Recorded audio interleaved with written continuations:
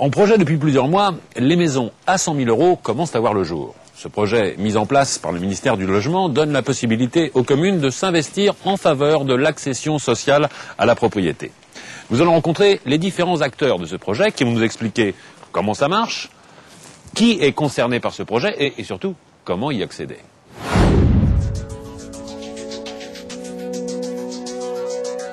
Depuis 50 ans, le logement social ressemble à ceci. Pourtant, depuis le 13 juillet 2006, grâce au programme de la maison à 100 000 €, les villes et les banlieues françaises pourraient bien changer de visage. La maison à 100 000 €, c'est quoi? C'est je vais acheter ma maison pour le prix d'un loyer HLM. Une maison à 100 000 € dans ce dispositif, au fond, c'est une maison qui, avant le programme, serait à 130 000 €. Donc, c'est pas du tout sur la qualité ou l'espace. C'est, allez, les frais de dossier, en gros, pour simplifier, ça coûte 30%. Fiscalité, notaire, terrain, plus-value, TVA, bref, voilà. Donc, c'est tout ça qui est supprimé ou différé. Difficile de devenir propriétaire quand on n'a pas de patrimoine et peu de revenus. En supprimant les frais et en offrant le terrain, les communes vont permettre à certains locataires HLM de changer d'adresse. Plusieurs communes planchent sur ce projet, mais Épinay-sur-Seine a déjà déposé un permis de construire. La ville d'Épinay nous cède ce terrain gratuitement pour permettre de satisfaire aux objectifs d'un prix de vente acceptable. Ensuite, nous faisons appel à un architecte tout d'abord pour concevoir le projet. Nous commercialisons ensuite ce projet à des familles en concertation avec la ville d'Épinay-sur-Seine qui nous transmet des listes de candidats potentiels. On peut espérer qu'au deuxième trimestre 2008, le chantier pourra être en voie d'achèvement et que les premières familles pourront venir s'installer ici. Ces 28 maisons de 85 mètres carrés chacune avec jardin seront les premières maisons à 100 000 € à sortir de terre. Louis Tequi, l'architecte du projet, nous les fait visiter. Premier volume, entrée-cuisine. Deuxième volume, beaucoup plus haut, le séjour. Et puis ensuite, 3 demi-planchers sur lesquels on va trouver les 3 chambres de la maison.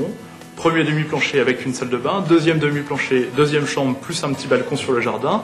Et troisième demi-plancher, troisième chambre, plus un espace ouvert sur la circulation. Une sorte de palier de 6 mètres carrés. Qui va habiter à l'intérieur de ces maisons? Uniquement des spinaciens, donc des gens qui habitent la commune d'Épinay-sur-Seine. Ça, c'est la priorité, de toute manière, qui est imposée par l'État aussi, par l'ANRU, parce qu'on touche une prime de 10 000 € par maison pour réaliser ce projet-là.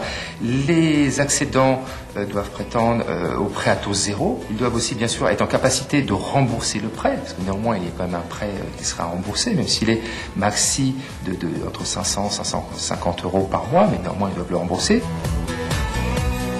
Par rapport à la spéculation, on a mis des clauses justement de non-spéculation, je dirais, sur les maisons, sur une durée de 10 ans.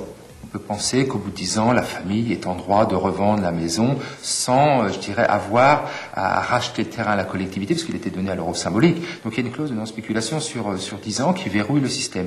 Ce qui permet aussi, si les gens sortent de ces maisons avant 10 ans, eh bien que la ville ou même la coopérative, on peut transférer notre droit de préemption, puisse racheter ces maisons-là au prix, bien sûr, du marché qu'elles seront dans quelques années, c'est-à-dire uniquement sur le coût de la construction. Les 100 000 € ou un peu au-delà de 100 000 €, plus les indices de la construction qui augmentent en fonction des années. Mais ça permet de verrouiller le système et d'éviter que, effectivement, des gens, 1 an après, 2 ans après ou 3 ans, revendent 3-4 fois le prix de la maison, le prix de l'acquisition de départ. Les communes jouent un rôle capital dans ce dispositif puisque ce sont elles qui gèrent les demandes. Alors forcément, les mairies ont aussi intérêt à ce que ces futurs logements soient aussi beaux et pratiques qu'économiques. Le fait que ce soit social ou populaire, ça veut juste dire que c'est aidé par l'État pour que ce soit aussi beau que les maisons de riches. C'est ça. C'est pas on construit moins bien. Mais alors que le coût moyen de la construction en France est de 1 613 € du mètre carré, comment les architectes et les promoteurs peuvent-ils offrir des maisons de qualité pour un prix plancher? Réponse avec Olivier Darmon, auteur du livre Archi pas cher. Aujourd'hui, on peut construire grand, beau, pour des prix tout à fait raisonnables, ça c'est clair. La majorité de la population est persuadée que faire appel à un architecte serait plus coûteux que de faire appel à un constructeur. Or, c'est totalement faux, les chiffres le démontrent. Par exemple, les maisons qui sont dans le livre sont bâties pour un prix de revient au mètre carré de l'ordre de 800 à 900 euros le mètre carré. Or, la maison moyenne du constructeur est à 985 euros, donc elle est plus chère en fait. Pour le projet d'Épinay-sur-Seine, Louis Tequi a donc misé sur les économies d'échelle pour réduire les prix. Pour ce projet-là en particulier, la première chose c'était de construire 28 maisons. Quand on construit 28 maisons, la maison coûte moins cher qu'une maison qu'on construit tout seul. La deuxième chose, c'est que plutôt que d'avoir des maisons autonomes sur leur terrain avec le jardin qui fait le tour de la maison, là on a des maisons qui sont mitoyennes, qui permettent en fait d'économiser 2 façades sur les 4 façades de la maison. On essaye de simplifier un maximum, d'avoir, je dis des choses toutes bêtes, mais d'avoir tous les radiateurs des différents étages qui sont les uns au-dessus des autres. Donc on a une seule conduite, on n'a pas de coude, alors que si on met un radiateur d'un côté puis la pièce d'en dessous de l'autre côté, eh ben, il faut descendre la conduite, faire un coude, puis un deuxième coude, puis redescendre. Donc c'est des choses qui paraissent anodines comme ça, mais qui finalement, ramenées aux 28 maisons, vont être véritablement un facteur d'économie. Pour récapituler, les maisons à 100 000 euros, ce sont un terrain offert par la commune ou que l'on peut payer plus tard, une TVA réduite, des frais de dossier pris en charge par l'État.